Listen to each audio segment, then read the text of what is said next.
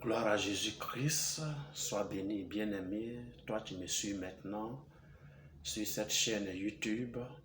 Merci de te connecter à moi en ce jour. Et comme je l'avais promis, j'ai décidé de faire une série de vidéos sur le mariage par la grâce de Dieu. La dernière vidéo que j'ai faite, elle parlait de l'introduction. Que le mariage était un sujet complexe et qu'il fallait vraiment se préparer pour rentrer dans le mariage parce que c'est dans la cellule familiale qu'on construit la société de demain. Aujourd'hui, je vais parler du premier chapitre concernant ce grand chantier sur le mariage. Aujourd'hui, je vais parler du choix du conjoint ou de la conjointe. Comment on fait le choix de la conjointe? Comment on fait le choix du conjoint? Sur quelle base on s'appuie? Parce que si tu veux te marier, il faut vraiment avoir un conjoint. On se marie toujours avec quelqu'un. Si tu veux te marier, il faut avoir une conjointe. On se marie toujours avec une femme. Et ici, je vais parler du mariage entre un homme et une femme. Je ne vais pas parler du mariage entre un homme et un homme. Je ne vais pas parler du mariage entre une femme et une femme. C'est proscrit par la Bible. Je ne suis pas là pour parler des homos. Je parle des enfants de Dieu, ceux qui se marient normalement entre un homme et une femme. Dieu a créé l'homme, Dieu a créé la femme. Et il a dit, il n'est pas bien que l'homme soit seul, et il les a mis ensemble. Amen. C'est de ce mariage-là que je vais parler. Comment tu dois faire le choix de ta femme, comment tu dois faire le choix de ton mari. Alléluia. Mais avant d'arriver même au choix de la personne, toi-même, il faut te poser certaines questions. Amen. La première question, c'est pourquoi je dois me marier? Est-ce que j'ai rempli les conditions? Qui doit se marier concrètement selon la Bible? Et puis, pourquoi je veux me marier? Parce que entre pourquoi je dois me marier et pourquoi je veux me marier, il y a une nuance. Amen, amen. Pourquoi je dois me marier? Je dois me marier parce que le mariage est une institution divine. C'est Dieu qui a institué le mariage. À la création, quand Dieu a créé l'homme, il a créé aussi la femme. Et il a dit, il n'est pas bien que l'homme soit seul. C'est pourquoi il lui a fait une aide semblable à lui. Et donc, parce que c'était un plan divin, tout être humain devrait se marier. Amen. C'est un ordre de Dieu. Il n'est pas bien que tu sois seul, mon frère. Il n'est pas bien que tu sois seul, ma soeur. Donc, tu dois te marier. Alléluia. Ça vient de Dieu. C'est Dieu qui a institué ça. Amen. Donc, en tant qu'enfant de Dieu, j'allais dire, nous avons cette obligation spirituelle de vouloir nous marier. C'est un devoir. C'est Dieu qui a dit. Dieu les a mis l'homme et la femme ensemble pour peupler le monde qu'il a créé, pour dominer le monde qu'il a créé. Donc, le mariage est un ordre divin, est une institution divine, et tout enfant de Dieu devrait pouvoir obéir à cela, parce qu'un enfant de Dieu doit toujours obéir à son Père céleste. Alléluia. Maintenant, pourquoi? C'est-à-dire, qui doit donc se marier? Quelles sont les conditions qu'il faut quelque part remplir pour se marier? Amen, amen. Vous savez, le mariage, ce n'est pas un jeu d'enfant. Ce n'est pas comme on va jouer au ballon, on va jouer au pays, on va jouer marraine. Ce n'est pas ça. Ce n'est pas comme on fait soleil dans la plaque. Le mariage, c'est très sérieux. Donc, c'est pas parce que Dieu dit qu'il faut se marier qu'on doit forcément se marier. Alléluia. Est-ce que j'ai rempli certaines conditions? Est-ce que je suis mature physiquement? Est-ce que je suis un homme fait? Une femme faite? Est-ce que je suis sérieux? Est-ce que je suis responsable? Est-ce que j'ai un revenu financier? Alléluia. Il ne faut pas se leurrer. L'argent répond à tout. Et dans le foyer, l'argent est très important. Certainement par la suite des temps, je parlerai de l'argent dans le foyer, comment on gère l'argent, pourquoi l'argent est important, qui est un pilier du foyer, l'argent. Donc il faut avoir un revenu financier. Est-ce que j'ai des projets? Est-ce que je peux me prendre en charge?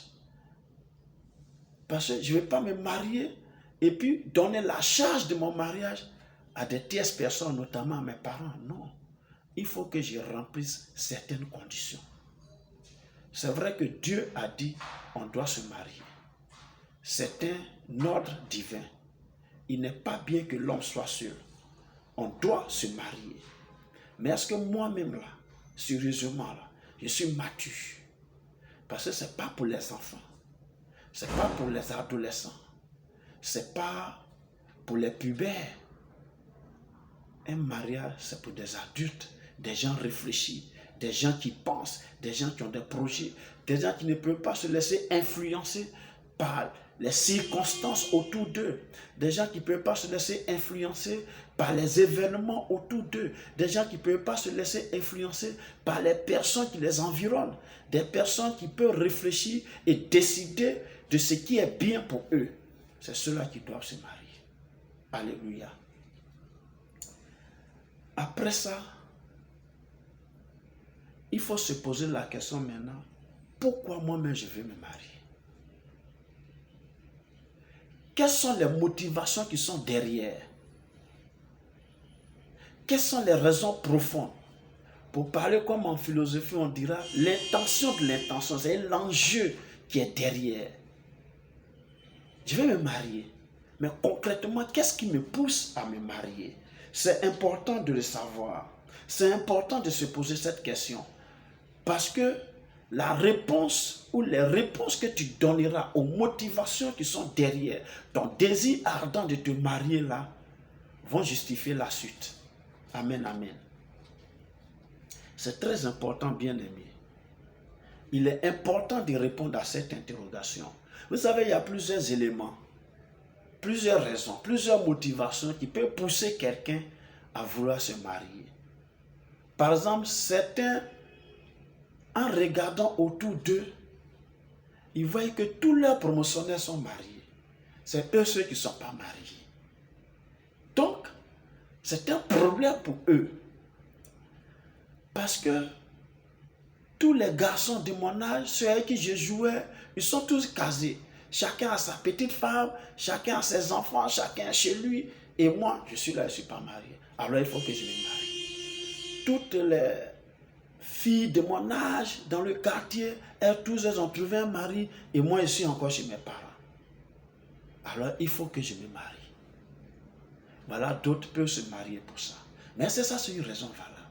Qui t'a dit que le mariage a ses compétitions? Qui t'a dit que c'est course de fond? Qui t'a dit qu'on cherche qui est premier, qui est deuxième, qui est troisième, qui va monter sur le podium? Non. Selon moi, ce n'est pas une raison. Quand bien même cette raison, elle est légitime. Parce que constater que les gens autour de toi, des gens de ta promotion sont mariés, puis tu n'es pas encore marié, alors ça peut tarauder l'esprit. Ça peut se poser des questions et ça peut amener quelqu'un à prendre une décision de se marier. Ça, c'est vrai. Je ne proscris pas ça. Mais ce n'est pas une raison valable selon moi. Parce que ça ressemble un peu à du snobisme. Ça y est, c'est la mode. Comme mes promotionnaires sont mariés, moi aussi je vais me marier. Non. Ou alors des personnes me conseillent de me marier. Des personnes me créent même d'impression. Ma maman, par exemple, me dit à mon fils, il faut te marier. Cherche-toi à te marier. Tu ne veux pas que je touche mes petits-enfants? Tu veux que je meure d'abord? Je veux voir mes petits-enfants, je veux voir ceci. Donc il y a une pression parentale qui est sur toi. Ma soeur, c'est pareil. Ta maman, elle allait créer des pressions sur toi pour te demander, ah, cherche-toi un gars, tu vas te marier, regarde, tous tes camarades autour sont mariés. Jusqu'à quand j'ai lavé mon petit-enfant, etc. Une pression parentale qui est sur toi. Ou bien même à l'église même que tu fréquentes. Tu es un responsable, tu es un ouvrier engagé. Et même le pasteur peut t'appeler et dire, mon frère, marie-toi. Ma soeur, prie pour le mariage. Tout ça, c'est des pressions. C'est des gens qui influencent. Ce n'est pas mauvais. Ils sont en train de t'aider. Ils veulent t'orienter sur une voie. La voie de la vie. C'est une autre étape de la vie d'un homme, se marier. Mais concrètement, c'est ton foyer que tu dois fonder, ce n'est pas leur foyer. Si toi-même tu n'es pas prêt là, ce n'est pas la peine de rentrer dedans. Alléluia. Il y a des raisons du genre, je vieillis. C'est légitime. Je prends de l'âge. J'ai plus de 25 ans, j'ai plus de 30 ans, j'ai 40 ans bientôt, je ne me marie pas. C'est pas normal. Oui, je suis en train de vieillir. Surtout quand c'est les femmes. Il arrive un moment, est-ce que je serai maintenant vendable sur le marché du mariage, vu mon âge avancé? Ceux qui devraient en réalité m'épouser là, c'est des personnes qui sont déjà mariées. Et puis, bon, voilà, ceux qui ne sont pas encore mariés, forcément, ils ne veulent plus les femmes de mon âge, etc. Il y a une pression de l'âge, c'est vrai. Mais comme je l'ai dit tantôt, ce n'est pas compétition. Dieu est capable de te trouver un mari. Dieu est capable de te trouver une femme avec ton âge avancé là. L'âge que tu considères avancé là, Dieu est capable de te trouver un mari, de te trouver une femme.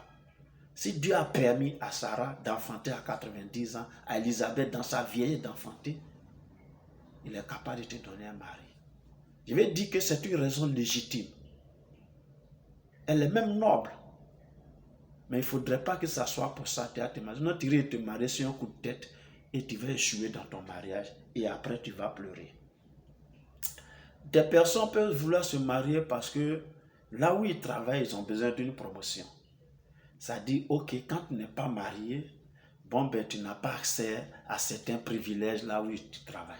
Tu vas avoir une promotion, donc pour avancer dans ton travail, il faut te marier. Bon, maintenant, quand tu t'es marié, tu as eu la promotion, après c'est fini, non? Tu deviens quoi, mon frère?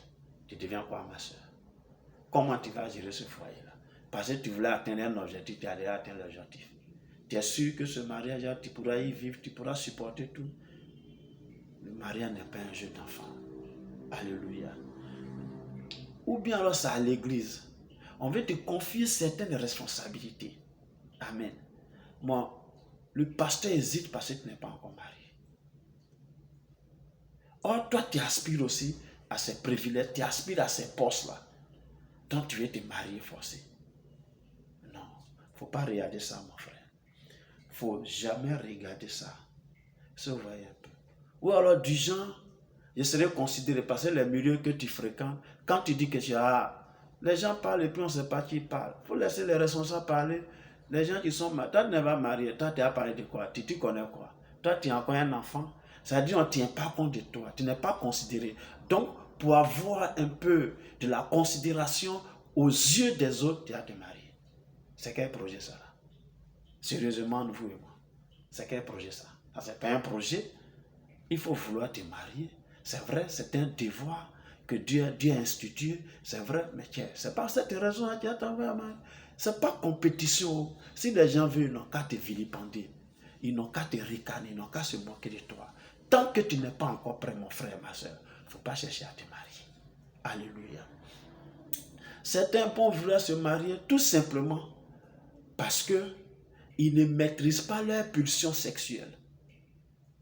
Ils ne maîtrisent pas leurs hormones. Ils tombent facilement dans le péché impudique.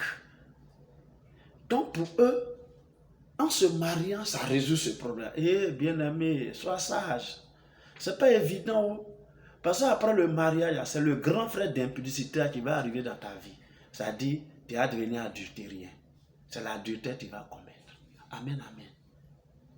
Parce que le sexe là, c'est un problème aussi dans le foyer. Peut-être, dans la suite des vidéos, j'ai parlé aussi du sexe dans le foyer. Mais je vais te dire quelque chose. Si c'est parce que tu tombes toujours dans le péché considéré grossier, ce péché de l'impudicité, que tu cherches à te marier, tu fais fausse route. Tu risques d'aller droit dans le mur. Ce n'est pas une raison valable.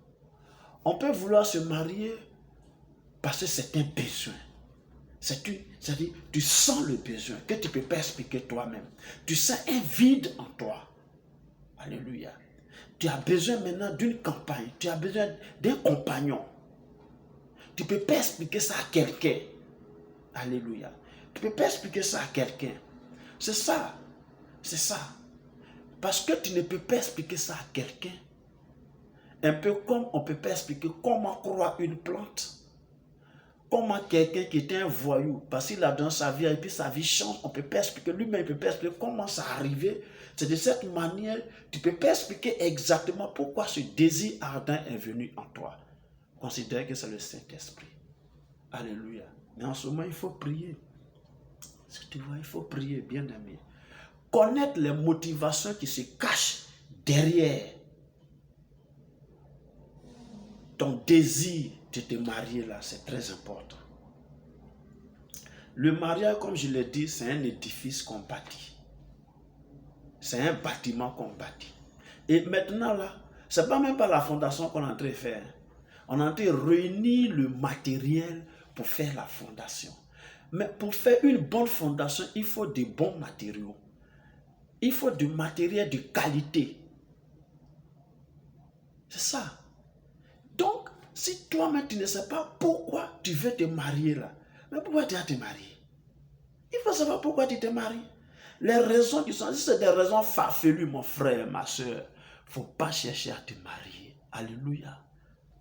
Si c'est des raisons farfelues, il ne faut pas chercher à te marier. Oh. Maintenant, quand tu finis avec tout ça, quand tu as analysé, tu as compris que c'est une instruction de Dieu que tu dois te marier. Tu as compris que tu remplis les conditions.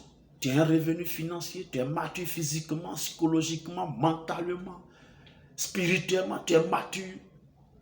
Et que toi-même, tu as des raisons nobles qui te poussent à te marier. Alors tu peux maintenant franchir le second pas qui consiste à savoir qui tu peux marier, qui tu dois marier. Alléluia. Bien aimé, c'est là que je vais m'arrêter aujourd'hui. On pourra continuer prochainement pour savoir quelle est la personne indiquée, qui tu dois marier et pourquoi même tu dois marier. Quels sont les critères que tu dois te donner, mais tu te donnes pour choisir la personne que tu veux marier. Que Dieu te bénisse. Merci de m'avoir suivi. Nous sommes à la prochaine.